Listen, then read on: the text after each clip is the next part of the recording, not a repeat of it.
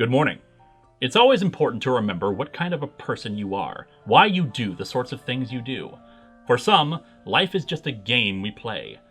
But games have consequences for your actions, and sometimes those actions come back to haunt you in the Twilight Zone. You're looking at a man out of time, swinging a weapon that seems meant for him with the way he works it, although he'd tell you he's not doing anything. This is Guy Trevor, and this is his story, The Singing Sword.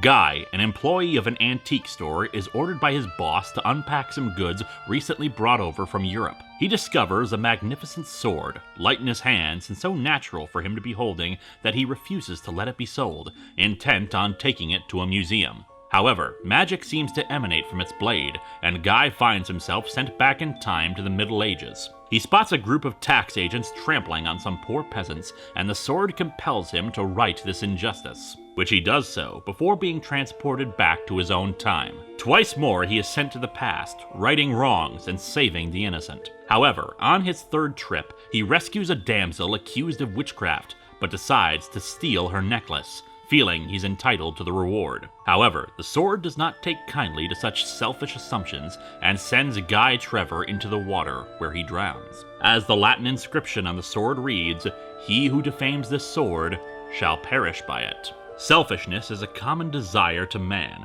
but so is looking out for the little guy, or the little kittens. It is best to always remember to respect things smaller than us.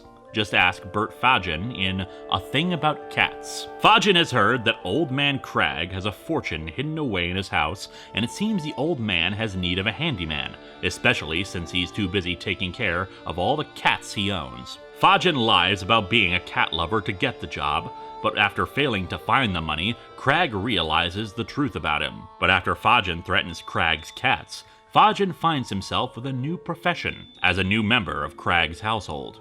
File under F for feline. Moving on to our cover story, we are invited to play a game with Hiram North, renowned as the world's best chess player and famous for the various rare chess sets he's collected over the years. His latest acquisition, a set that, if you play with it, each game must be finished, and it is always played to the death.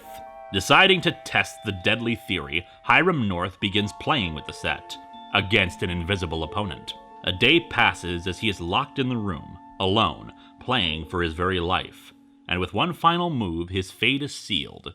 Checkmate. We end from an inhuman struggle with pieces of wood to a human struggle in space in The Shivering Stars. Psychological profile on two astronauts, Charlie and Alan. Charlie is your model astronaut, dedicated, brave, and ready to face the unknown. His partner, Alan, is less the stuff of pioneers and more for a man intent on a nervous breakdown, fearing a cold death, frozen in space. Soon, a meteor swarm strikes their ship and bursts several holes in it. Fortunately, it's quickly patched up, but the damage has been done. They've lost so much oxygen that there isn't enough for both of them to reach Earth alive. Charlie thinks they can figure out a solution, but Alan already has one. Murder Charlie so death won't claim him out here. Their struggle knocks them all around the ship, and finally Alan succeeds in murdering his fellow man, ejecting his body in a spacesuit out into the quiet nothingness of outer space. However, it seems in their struggle, the controls were smashed. Fortunately though, Alan has no need to fear a cold death, for his ship is heading right into the sun. In the game of life, our opponent is our own inhumanity, our selfishness and lack of attention to our fellow man. But such feelings will not serve you well if you make that move in the Twilight Zone.